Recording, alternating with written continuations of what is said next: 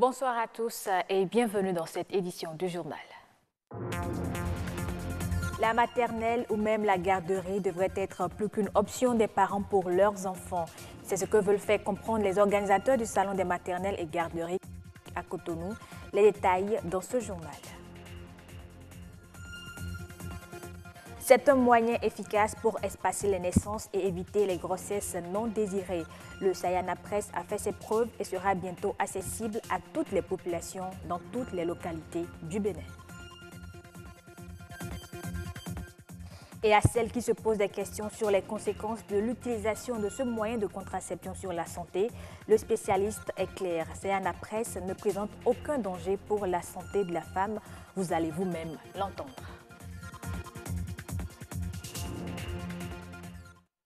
En général, les enfants évoluent par une succession de changements physiques et émotionnels.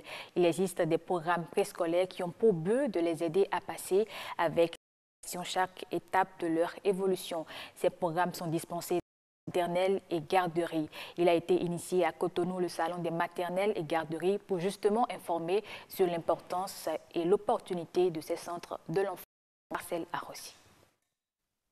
En grandissant, les enfants ont besoin de stimulations diverses pour entraîner leurs aptitudes et pour en développer de nouvelles. L'éducation préscolaire occupe de ce fait une place de choix dans le processus de l'éveil des enfants.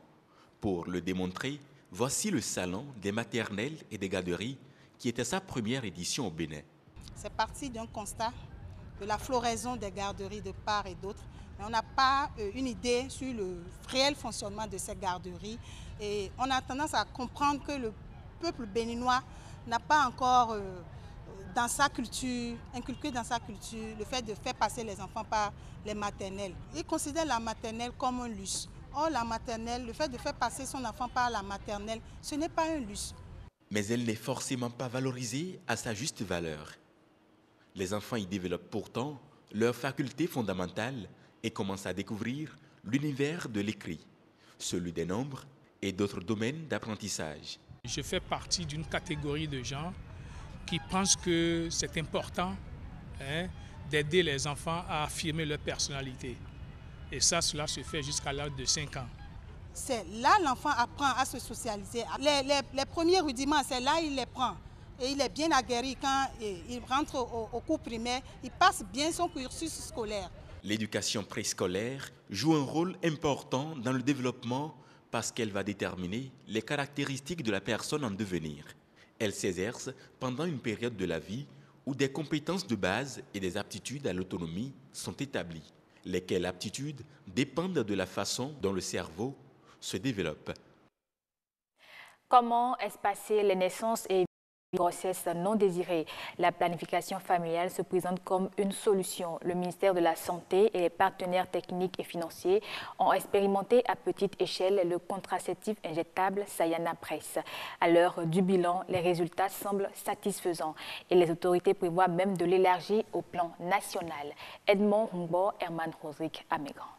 En 2050, la population africaine devrait avoisiner les 2,5 milliards de personnes contre 1,2 milliard en 2017, selon les enquêtes démographiques. Un accroissement qui peut être source de croissance économique. Dans le même temps, le continent devrait pouvoir réguler sa démographie pour éviter que cela ne lui constitue un handicap. Le Bénin, comme d'autres pays de la sous-région, a adhéré à cette logique en promouvant la planification familiale et surtout en expérimentant des méthodes plus avancées. Le pays a pris des engagements depuis 2013 de mettre à l'échelle l'utilisation des injectables au niveau communautaire, au niveau des centres de santé, au niveau communautaire, afin d'améliorer l'accessibilité des couches les plus vulnérables, les femmes, filles et autres, aux produits contraceptifs dans les villages possibles.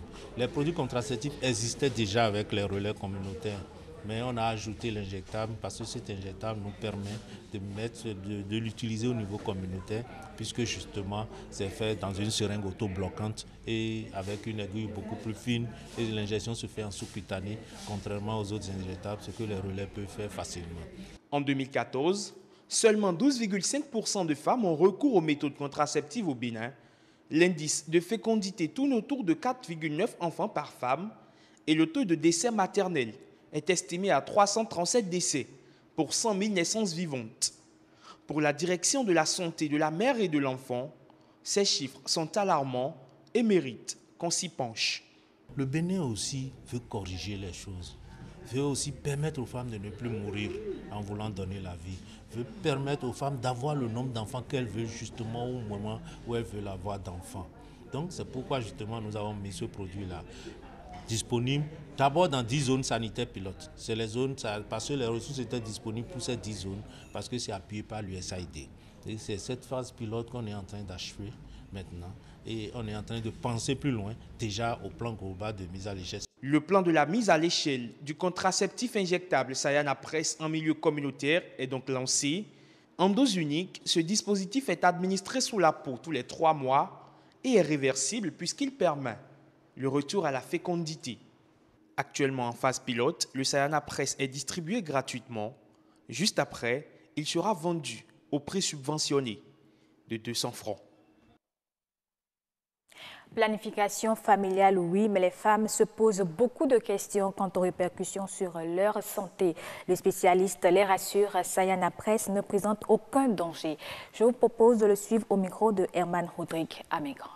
Les produits contraceptifs ne sont pas des produits dangereux pour l'organisme humain, puisque souvent les produits que nous utilisons soit sont des produits naturels, et les produits hormonaux contiennent les hormones qui sont déjà dans l'organisme de l'homme. D'hommes grand âge, je veux dire, particulièrement la femme ici. Et donc c'est la dose, c'est la quantité de produits que nous mettons qui fait que cela change les choses, donne des signaux qu'on appelle au cerveau pour faire croire à l'organe de la femme, par exemple, qu'elle est enceinte. Donc, souvent, les effets secondaires liés à ça, c'est les effets secondaires que la femme enceinte a. Certaines femmes parlent de prise de poids, d'autres vont parler de perte de poids. Donc, ces effets secondaires sont connus. Mais dans notre pays, il y a beaucoup de rumeurs autour. Les gens construisent des rumeurs autour de ces effets secondaires-là. Mais des risques patents comme ça, il n'y en a vraiment pas. En Afrique du Sud, l'inflation a atteint 5,1% en juillet 2018, ce qui représente son plus haut niveau depuis 10 mois. Cette hausse s'explique essentiellement par une augmentation de 25% des prix du carburant. Alors que l'inflation se situe depuis plus d'un an dans la fourchette de 3 à 6% fixée par la Banque centrale, le comité de politique monétaire préfère un taux ne dépassant pas les 4,5% afin de ne pas se trouver dans le besoin de resserrer sa politique. Le gouvernement mozambicain, appuyé par la Banque africaine de développement, a levé 44 millions de dollars, soit plus de 24 milliards de francs CFA, en faveur du secteur horticole. Le financement sera destiné à booster la production et la transformation de légumes dans le système d'irrigation dans certaines régions du pays. Et déjà, une unité de transformation est en cours de construction avec une capacité de 20 à 25 tonnes de légumes par jour. Fin de ce journal. Merci de l'avoir suivi et bonne suite des programmes sur BB24, la chaîne du développement.